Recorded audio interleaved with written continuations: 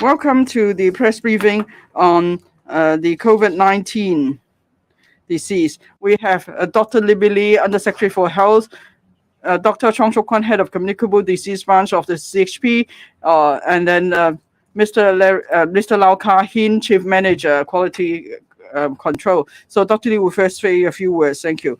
Good afternoon, members of the media and members of the public. Today, we would like to give you a report on a number of issues. First, I will invite Dr. Chuang to give you an update on the epidemic, and then Dr. Lau will also explain the healthcare system, and then I will also respond to certain discussions in the community. First, over to Dr. Chuang. Thank you. I will briefly talk about the epidemic in the past week. Now, in the past 2 weeks, the figures are more or less the same. There's a drop of 0.5% in the number of daily cases, and the figure is at the level of about 5,000 per day. As for local cases, there's a slight drop of 1.2%. So it's about 4,500 cases or so. As for imported cases, there's an increase, and it's an increasing trend actually. Compared to the previous week, there's an increase of 7.8%. So there are about 450 imported cases. And then imported cases account for 9.1% of all positive cases. And among all the arrivals, the imported cases accounts for about 4% of all arrivals. As for deaths, the figure is more or less the same. In the past week, it's 73 cases, and then the past 2 weeks ago, 73 cases. Past week, 70 cases. Mostly the deaths, the disease, were those who did not get vaccinated. And from June to now, you can see that there is a drop in the number of deaths. It is about 0.12%.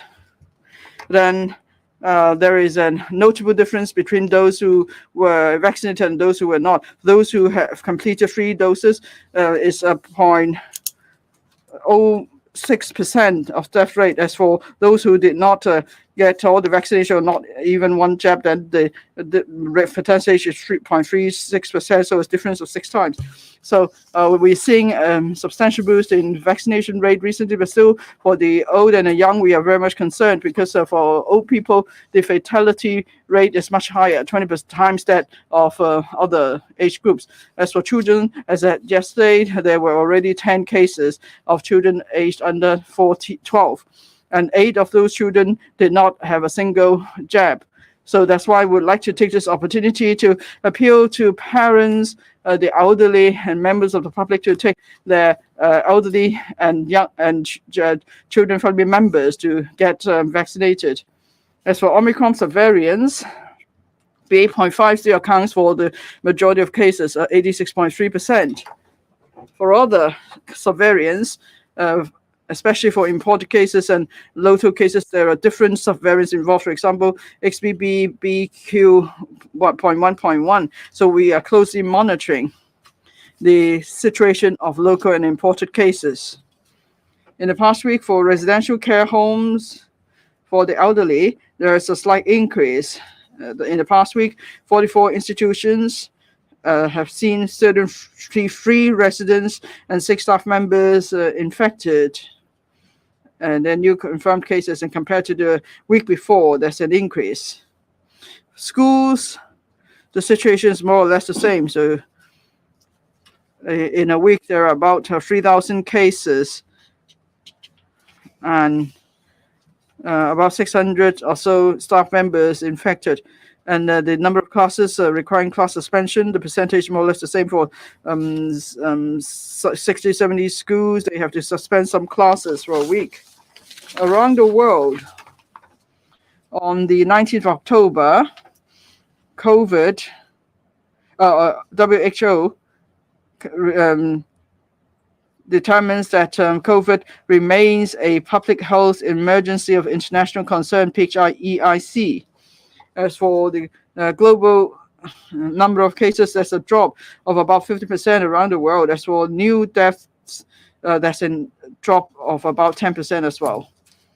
And around the world, BA.5 remains the predominant subvariant. For BQ1, we see a slight rise from to about 13.4%. XBB, there's also a rise to about 2%. For Europe, the pandemic remains more or less stable. BA.45 accounts for 90+% of cases. BQ.1, 11 point something percent. The UK, you can see that the index hospitalization rate, number of confirmed cases and deaths, this has been stable, and BA.5 accounts for about 85.4%. BA.2 accounts for about 10%. In the US, the situation is also rather stable. In October, they continue to list COVID as a public health emergency, and they've extended this classification for another 90 days. In the Southern Hemisphere, New Zealand, BA.47, BA.578%, there's also BA.2.7 and other subvariants found. Singapore, that's XBB wave, but it seems that it's subsiding. There are at least signs of that. In summary, the number of local cases remain more or less stable. Imported cases, we're seeing an increase, and they account for about 4% of all arrivals. We are also seeing more subvariants in other places. In Hong Kong, we have also identified both local and imported cases involving this new subvariant, so we'll continue to monitor the situation. That's all by way of report. Next, Dr. Lau. Good afternoon. I'll give you an analysis of the confirmed cases. In the past week, there are about 1,930 patients in hospital. Every day, on average, about 200 new cases are admitted. In the past week, for critical and patients in critical and serious condition, it is about 70 to 80 patients per day, each day. And then we've also analyzed the admissions in the past week for patients admitted through the accident and emergency department. We have checked how many were infected, and also among the deceased, how many passed away because of some links to COVID. In the past week, from the 3rd to the 9th of November, there are about 1,040 confirmed patients admitted to hospitals via the accident and emergency department. And according to the assessment of doctors at the A&D department, also according to data reported, only about 60% of the patients were admitted because of COVID. In other words, for the remaining 40% of admissions through the A&ED, yes, they may have been confirmed as having been infected, but they were admitted for other medical conditions. For example, their own underlying diseases, stroke, or bone fracture due to accidents and so on. So for these 40% of patients, even if they are not infected, they will still need to be admitted because of their own medical condition, or because of the need for emergency treatment and so on. So they have to be admitted in any case. And then we have reviewed the 60 plus death cases in public hospitals in the past week. About 70% of the cases were more likely to be linked to COVID in terms of the cause of death. In other words, about 30% of the cases, our initial assessment is that the death could be caused by other causes, for example, terminal cancer cases, heart disease, or stroke. So for these patients, we believe that their deaths had nothing to do with COVID infection. For the 60 plus deceased patients,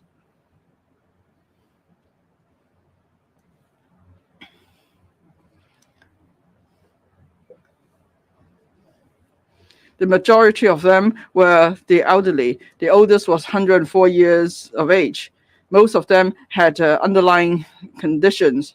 And about 50% of the patients did not complete their COVID vaccination.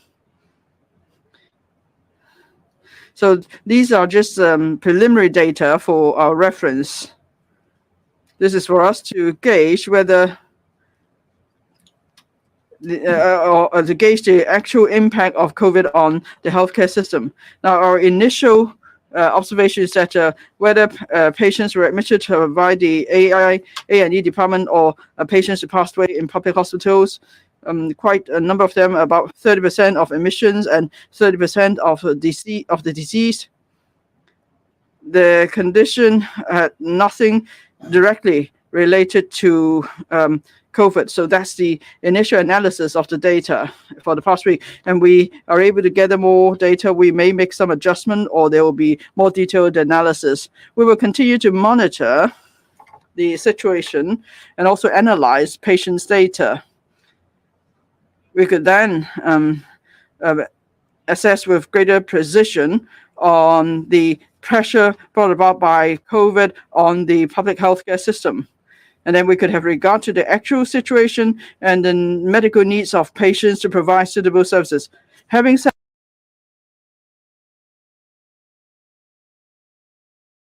so, the public must not let down their guard. Winter is approaching, and many experts have predicted that the COVID virus would become more active. In fact, you might recall that winter is also the peak season for seasonal flu, and we are entering into that peak season. In the past 2 years, there was no major outbreak of seasonal flu. But this year, there's a high chance that COVID and seasonal flu would both be prevalent. In other words, the situation could be more dire than just having the COVID or the seasonal flu epidemic. Now, apart from appealing to members of the public to take the COVID vaccination, we'd also like to take this opportunity to appeal to certain individuals who to take the seasonal flu vaccination, because the vaccination helps to reduce the number of critical or death cases for COVID patients. The seasonal flu vaccinations has also been effective in the past to prevent serious cases and deaths for those infected with seasonal flu. Especially, there are certain groups in the community that would need the vaccination. For example, for those aged between 6 and 11, those above 75, or patients with chronic illnesses. And also, we would like to appeal to parents to arrange for their children to receive the COVID and flu vaccination as soon as possible. Otherwise, if they are infected by both viruses, there could be serious condition. There are now 4 community vaccination centers, including the Hong Kong Children's Hospital, now provide the BioNTech infant and children vaccine. So for those aged 5 to 11 or younger, parents can arrange for them to be vaccinated. There are also different vaccination centers that provide Sinovac vaccines. Both types of vaccine could provide enough protection to children. For children who have not completed vaccination, there's a higher risk of infection. And if they are infected with COVID, the condition could be serious. It could lead to encephalitis or croup. So, and then they may need to receive intensive care. And in severe cases, there could be deaths. And even if children recover, there is a chance of medium to long-term risks. So parents should arrange for their children to receive the 2 vaccines for COVID and seasonal flu as soon as possible. This is to give them added protection. As for public hospitals, as the pandemic starts to stabilize and the situation is under control, so public hospitals are gradually resuming various services for non-emergency procedures and services have now resumed to normal. Thank you. Dr. Lee. Regarding the adjustment to our infection control policy, we've always adopted a risk control approach. There are 3 different types of risks. First of all, personal risk. Secondly, the risks involving premises. And thirdly, risks involving activities. For the individual, we are talking about the possibility of a person transmitting the virus to other persons, and we are referring to those confirmed cases or the close contacts, and also travelers coming from other countries which have infection. We have relevant policies, including the quarantine orders and also the health code arrangements. The second type of risk involving individuals it concerns the extent to which one could protect oneself, including whether or not one has received the jabs, or whether one would observe personal hygiene and regularly put on masks. So these are the risks that we can control ourselves. But there are certain individual groups, for example, young children. So in terms of personal hygiene or the putting of surgical masks, we may need to help them. The third type of personal risks involve the the physical health of the individual. For example, for those who are senior in age or those who are immunocompromised, then there will be a high risk. Next, risk relating to premises. We're talking about premises and the ventilation in these premises. In open spaces and outdoor premises, we would have better ventilation. Whereas indoors, if you have a very crowded environment, the risk would be higher. So maintaining social distance, and in places where there are many people who congregate, we would need to manage those risks. Thirdly, risks relating to activities which do not require people to put on masks. For example, eating in catering premises. These are high-risk activities. All these three types of risks would need to be adjusted accordingly. For higher risk, how do we know that our risk control measures are effective? First of all, we would look at the trend of the number of new infection cases. And secondly, the subvariants of the virus and how they spread in the community. And thirdly, the number of death cases and serious cases. And fourthly, the extent to which the medical health system can manage. And fourthly, external risk. For example, whether we are going to have an outbreak of the seasonal flu. So these are the things that we will look at in working out our strategies. Looking at the situation in the last 2 weeks, we have had some large-scale activities, and the number of new infection cases still remain at around 4,000 to 5,000 per day. With regarding imported cases, the number has gone up as the number of incoming visitors go up, but roughly it's about 10%. Death cases, it's about 10 on average per day. The maximum was 18. For the majority of the death cases, they involve people who have not been vaccinated, and also in some cases involving children. We're very happy to hear that the services of the hospital authority are now operating normally. So having considered the situation carefully, then we will adjust our infection control measures in the following way. First of all, in premises where customers would normally wear masks, we would change the proactive check of the health code. We would change that to passive inspection. For example, in public entertainment premises, clubhouses, mahjong parlors, barber shops, beauty parlors, religious institutions, shopping halls, emporium, wet markets, supermarkets. Those who go there, we do not proactively check their health codes. People only need to scan the Leave Home Safe app, and then they can go into the premises. But if the law enforcement officers so request, they will also need to cooperate.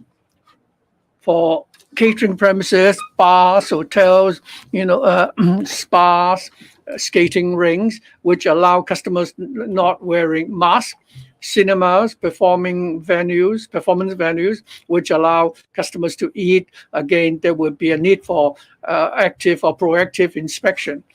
Beauty parlors, massage parlors, nightclubs, karaoke establishments, sports institutions, swimming pools, and also cruises.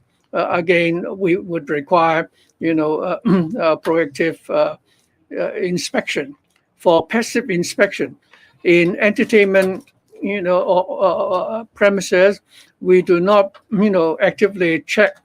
But if there is a skating ring there, which don't require the the customers to wear masks, and people entering the skating ring will need to be inspected. There are some premises which allow customers to eat.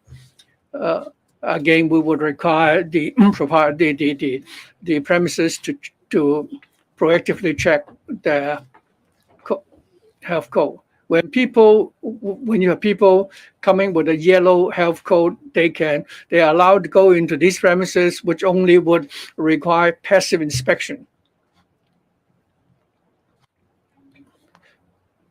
Secondly, administrative arrangements. At the moment, for the wet markets operated by managed by the government, our strategy will be aligned with those of private markets. There will not be any person at the entrance to actively, check your health code or your leave home safe out. So the requirement would be the same as those of the private market. Next, outdoor premises. As I said, for outdoor premises with good ventilation, we have reasons to believe that the risk is relatively smaller. For sports venue, outdoor sports venue, or the outdoor premises of the jockey club, we would allow people to eat. And also in performing venues, we would like to align that with our relaxed measures, so that for these performing venues, we would allow the the patrons to eat. Next, regarding camping sites and other outdoor recreational facilities, like we will reopen all these premises which are managed by the government. Finally, for gyms, at the moment, we would limit each group to 12 persons, and there is also a requirement for those to maintain a social distance of 1.5 meter. We are now relaxing that requirement. We will scrap the requirement for the maintenance of 1.5 meter. So we only required a gap of 1.5 meter between groups of 12. So these are the adjustments to the social distancing measures. I'd like to reiterate, because this is important, and I hope that members of the public and the members of the media would understand that the winter flu season is coming. For those who have not yet taken the seasonal flu jab, please, go and receive the jab yourself, and also take your family members to receive the vaccination. We need sufficient time for the body to get ready to defend itself against the virus. Next, there is discussion in the community regarding emergency measures. Like Dr. Zhang said, the WHO still maintains that at the moment, COVID-19 is still, a pandemic, and we need to remain vigilant. It is still, that the world is still in a global emergency situation. For major public health incidents, we would need to have 3 levels of contingencies. In Hong Kong, we have an alert level, serious case, and the 3rd level is emergency. Under what circumstances would we arrive at an emergency status? There are certain conditions. First of all, there would need to be, an outbreak of the epidemic, and there would need to be effective measures to contain the epidemic. We need to have surveillance, and we have support of laboratories and infection control measures. And all these measures will involve cooperation among different departments, and even cooperation at the international level. Normally, this will be spearheaded by the CE. We will call this the emergency level. Within the framework of the emergency level, we would map out a series of public emergency regulations, and we will contain the pandemic under the framework of the law. Overseas, other than the fact that the WHO still regard the pandemic as a global medical emergency, in the U.S. they have also maintained the extended the status as for 90 days. Although the epidemic has stabilized and the death rate has come down a little bit, I hope that people living in Hong Kong and elsewhere would remain vigilant. We're still in the midst of a pandemic, and we must understand that the numbers have dropped because many countries no longer conduct tests, and many of them don't even report such cases. So I think the situation has been a little bit underestimated. Therefore, we need to stay vigilant in facing the pandemic. Next, regarding the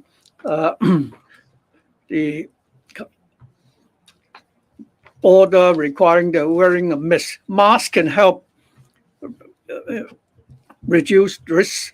It can protect oneself and others. For people who don't know that they have been infected, if you put on a mask, this can help minimize or reduce the risk of infection. There are clinical evidence proving that masks are really very effective. For activities where people can remove the mask, we will regard those activities as high-risk activities. Furthermore, we are now approaching the winter flu season. Risk assessment, made the risk assessment, we do not plan to remove the order requiring the wearing of masks. On the 9th, the New England Journal of Medicine published a new article. This is actually an article put up by a U.S. scientist saying that in certain states in the U.S., they have already canceled the order compelling the wearing of masks, and they made comparison.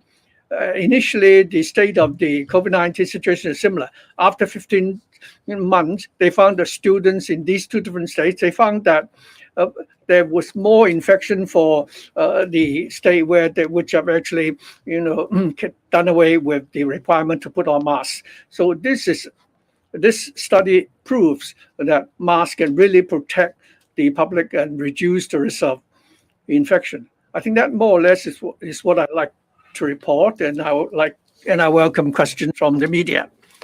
So it's now Q&A time. So before you ask a question, please tell us the organization you represent and limit yourself to 2 questions. On the second row, the one in green. I'm from Sing Tao Daily. A number of questions, please. First, about the vaccine pass. Why are you deciding to relax the requirement this way? What is the rationale for that? Now, you say you allow people to enter games center, or there's no need for proactive check, but then for skating ring, there's need for proactive check. So with such partial relaxation, would it cause more confusion among the public? So because in the past there's complaining about inconsistency in your policy consideration. So instead, would you take a big step forward in relaxing measures so the public could better adapt to the measures? Now, you mentioned that for the death rate of the number of deaths cases, the number is is more or less stable. So in that case, can you not speed up your relaxation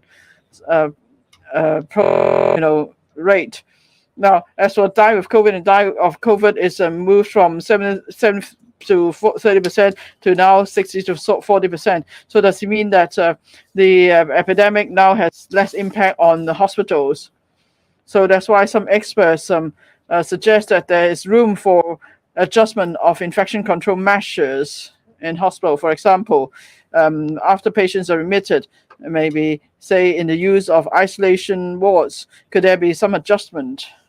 So what are your views on that? Please allow the panelists to answer questions first. On the question about the hospital authority, I'll leave that to Dr. Lau. Now, about relaxing the requirements on the vaccine pass, check. Well, actually, by relaxation, people still need a vaccine pass to go into certain premises. It's just a matter of whether it's a proactive or a passive check.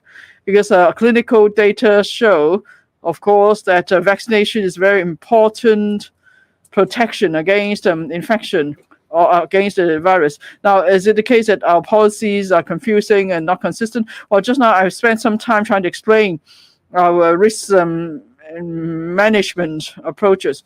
Now, for activities that require the removing of masks, for example, eating and drinking, there is a high chance of transmission. Therefore, we consider such activities as high risk. So for activities that don't involve taking off of the mask, then relatively speaking, the risk would be lower. So for premises where people go into and they don't need to remove the mask, then we see there is room for further relaxing the requirement to make it more convenient for the public. So that's what we have in mind. That's our philosophy. And how quickly or slowly we relax measures, it depends on our risk assessments. We also have to consider convenience to the public. So if they consider a basket of factors in deciding how quickly or slowly we relax measures. But for high-risk places and activities, we are relaxing the requirements in a gradual and orderly manner. For places involving high risk, then the relaxation will come slower. Now over to Dr. Lau.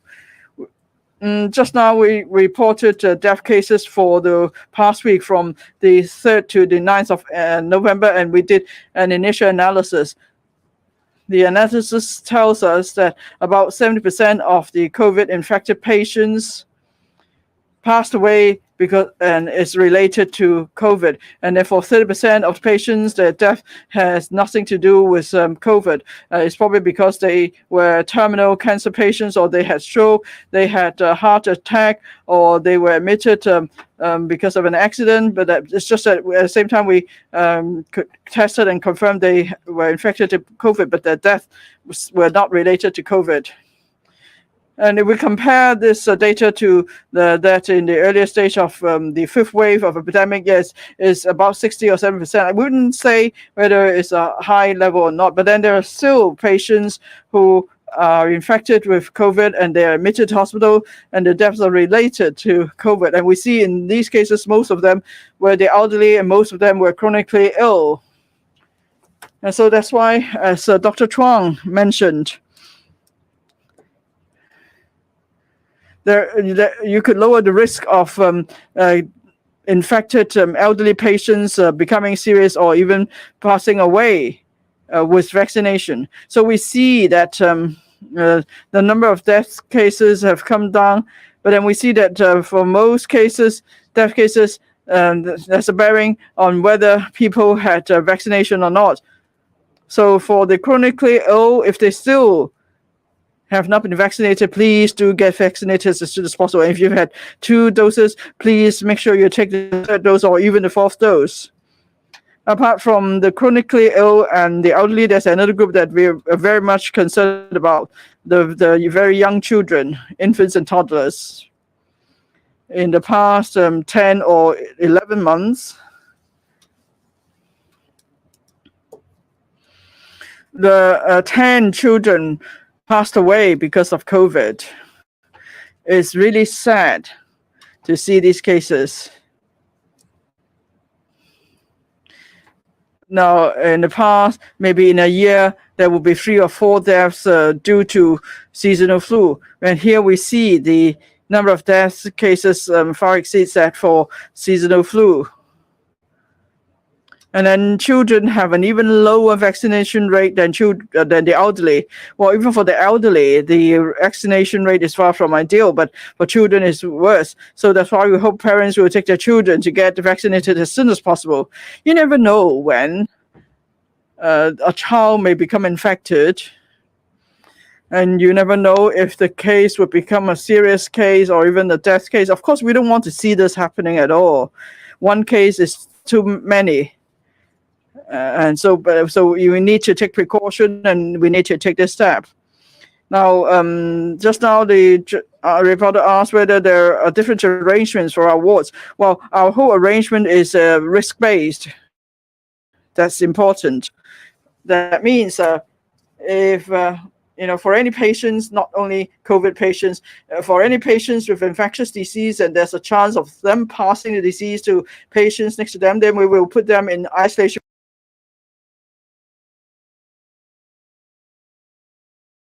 ward. It could be a patient with tuberculosis or other infectious diseases.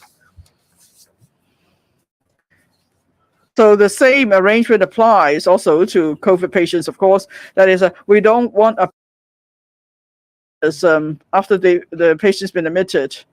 As to how we deal with make our various arrangements, we have regard to the latest situation. We'll look at subvariants, identify, and we also look at the vaccination rate, and also we have to look at a basket of factors. Now, for bed occupancy rate, so far is good. We have enough capacity, resources, and manpower. That is. So for non-emergency procedures and non-emergency services, they could resume to the normal level. And we'll give others a chance, please. So to the left, the lady in black. I'm from Now TV. Just now, there's mention of passive check of vaccine pass for certain premises. We see that very few people would actually scan the Leave Home Safe app when they enter a shopping mall. Wouldn't you think the vaccine pass is not working? And would you be carrying out more inspection to check if people have actually scanned the app? And is there still a point for people to scan the Leave Home Safe app? Will you still use the app to do contact tracing? Now, by law, people need to scan the Leave Home Safe app when they enter these premises. It's the same as you need to carry your ID card with you. Now, if you go to a shopping mall, of course, you won't show people your ID card, but then if a law enforcement officer asks you to do so, you have to produce it. So that's the idea. Now, for people who go to shopping malls or department stores, they do have to scan the Leave Home Safe app because there's record to tell them where they've been. So it's a record for themselves. As for the Leave Home Safe app, it's still used as a contact tracing tool because we have so many cases now. Maybe in individual cases, especially for cases involving subvariants and there's a serious situation, then we do need certain tools for contact tracing, and the Leave Home Safe app does have this function. So we have no plan to remove the requirement for scanning the Leave Home Safe app because it remains a very important tool in our risk management. The gentleman in white on the right-hand side. Good afternoon. You said that you want to increase the vaccination rate for young children. Yesterday, you started to administer the children's version of the BioNTech vaccine for those between the age of 6 months to 4 years old. So, what is the number of young children between the age of 6 months to 4 years taking the BioNTech vaccine? You also said that people are now allowed to eat in certain premises, or is it because after the Rugby 7 event, which was a pilot, and actually during Rugby 7, people could remove the mask for a long time. It's like the Premier League soccer matches, the spectators in the spectator stand, other than eating, can they also remove the mask? Could we ask the officials to answer your question first? I think you're talking about young children between the age of 6 months and 4.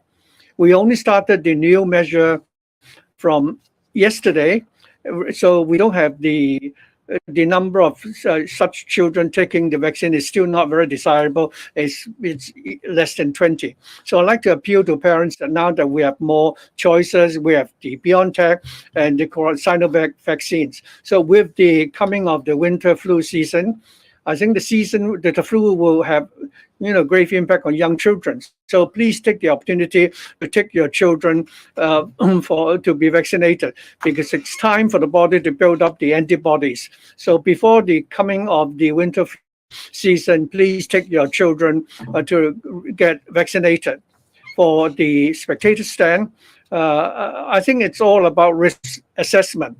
In an outdoor environment with good ventilation, there is more room for us to relax the restrictions. So for outdoor premises, we would like to, relax the requirement for passive check. As for whether or not we will make a further relaxation to allow people to eat, removing the mask, it's a high risk activity. All right, gentleman in black. From the South China Morning Post. So the first question is to ask about why the relaxation of these Amber Code relaxation of these social distancing restrictions now for people with the Amber Code. Is it simply due to the perception of the fact that over the past events, the large-scale events that we have seen, and also tour groups being allowed to visit certain venues in Hong Kong, is it because that it's giving a perception that they have special rights or privileges? That's why you're doing this relaxation. And I just want to double confirm, does it mean with this further relaxation, people with Amber Codes will be able to enter venues that don't have the active checking of the Leave Home Safe or Vaccine Pass application? And the second question is to ask about the government's rationale and the continued use of the mask mandate. You explained that with outdoor activities with better circulation and ventilation of air, it would be relatively low risk. So why is the government still insisting on perhaps pushing forward with the mask mandates when it could potentially relax the mask mandate, for example, outdoor venues only, and not restricting mask use in all of the city? Thank you. So for the relaxation, why now? Is it related to the event because of the event? It is unfortunate if the public correlate the events with the release or the relaxations of the oldest measures. Just what I have been, updating everyone here in the first half an hour about why we need to do the risk control. Where are the risks? I would say it's actually a balance between the risk that we have and also the measures that we are at hand we can do to actually control the risk. The whole relaxation is based on this balance. It's not because of the perception or that kind of issues. I'll just repeat, for the risk issues, if there's an outdoor activity, we believe that the circulation of the ventilation of the air or the ventilation is much better than an indoor, especially if the indoor is full of people and are crowded. So this creates space, and this creates space for us to further relax the measures, so that we can actually cater more people, so that we can actually cater more relaxation. And it's based on the risk of the risk control and the risk of the environment. And concerning the mask mandate, and I just repeat, for personal protection, mask is a very key protection for the individuals, apart from the vaccination. And just mentioned about the study I mentioned in the New England Journal. We find that basically the study confirmed our belief that taking off the mask basically will got a rebound of the infection. So even in outdoor, the ventilation is better. We still need to protect we still to actually insert some kind of protection for the individuals and for the public. So for the mask mandate, at the current moment, is not a consideration to take it or to remove it. We still will actually have the mask mandate until the control of the pandemic or control of the disease is much better. So, Next. Confirm it. I confirm that people with Amber Code can go to the premises without active checking. Okay. 左手邊最尾嗰行第一位。 First one to the left, first row. 7:30. Now the HA earlier announced that for the close contacts, you can, shorten the quarantine order so the people can go back to work earlier in the HA. Can you extend that to all members of the community? And secondly, after the relaxation, well, just now you said that certain government premises will become premises which will impose passive checking. Is it possible that for other government premises and so on, you can make a similar relaxation? Regarding masks, the Undersecretary said that you need to maintain the mask order. But could you make some relaxation? So, for example, people can remove the mask if there are no people, in his vicinity, in the person's vicinity. I'll ask Dr. Lau to answer the question regarding the question of close contact. I think we've looked at many different studies. We understand that we have to strike a balance between risk management and manpower deployment. Starting from a few days ago, for our staff who are close contacts, after they've actually complied with all the arrangements, for example, they have to take a PCR test every day while they are performing duties. They must, put on surgical masks and eat alone. Under those conditions, we can arrange for them to return to work. Since on day one, we have 80 odd staff who apply. And today we have 120 odd staff applying to return to work. We will monitor the situation to ensure that our staff will abide by our requirements, especially the requirement for tests and putting on their mask. We believe that this arrangement will not increase the risk of infection for staff and patients in our public hospitals. Would you extend the relaxation to the other, industries or sectors? You've heard Dr. Lau said that when you go to work, you need to abide by many rules. So at this moment, we have no plan to make that relaxation you suggested. Now, I hope members of the media would understand that vaccination is the best way to protect oneself, followed by the wearing of masks and the frequent washing of our hands. So we want to protect the public. So relaxing the requirement for vaccination, I think at the moment we still maintain that we need that arrangement.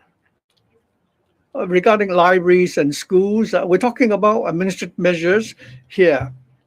So the premises concerned can make their own decision, and there is no need for a proactive check.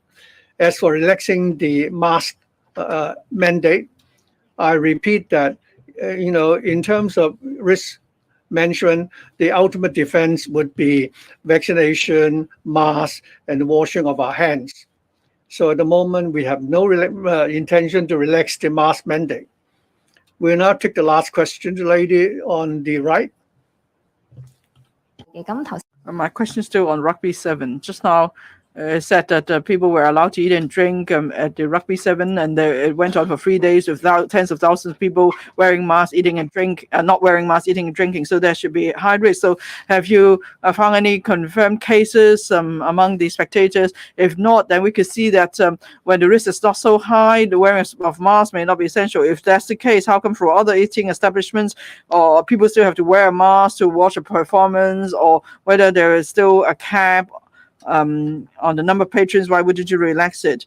Second question, you say that for those with amber code, they could enter premises with passive check, and then for school groups, those with amber code could go in and out as these premises as a group. So what is the arrangement?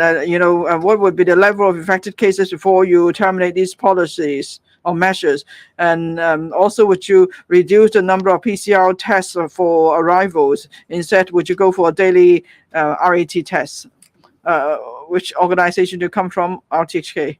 Now, for the Rugby 7 tournament, you saw only photos of people not wearing masks and eating and drinking, but actually much was done to prepare for this. Now, first, this is a special large-scale event with special arrangement. For those entering the premises, they must have done a rapid antigen test. They must have been completely vaccinated. And then the relevant organizer must have a way to manage and make sure these measures are implemented. In other words, people are fully vaccinated.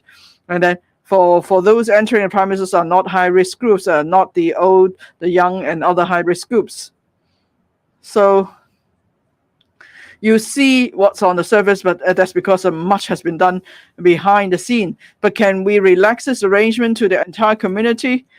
well, if we do that, well, there's probably some way still for us to go for that in our day-to-day activities, but the things are looking bright, and there is probably room for further relaxing the various measures gradually. As for Amber Code holders, you asked how many of them became infected. Actually, you're just asking about the number of confirmed cases for arrivals. For new arrivals into Hong Kong, now, of course, if there is a bigger number, then there will be more people found to be infected. I think the case is the same for local infection cases. Now, if someone is tested positive by PCR, then the code will become a red code, so these people could not enter these premises. So it's the same measures for people who've been infected. Thank you very much for coming to the press briefing. Thank you.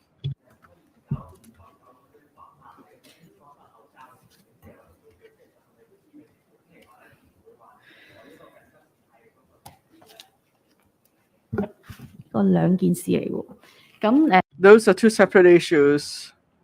First, for the emergency level,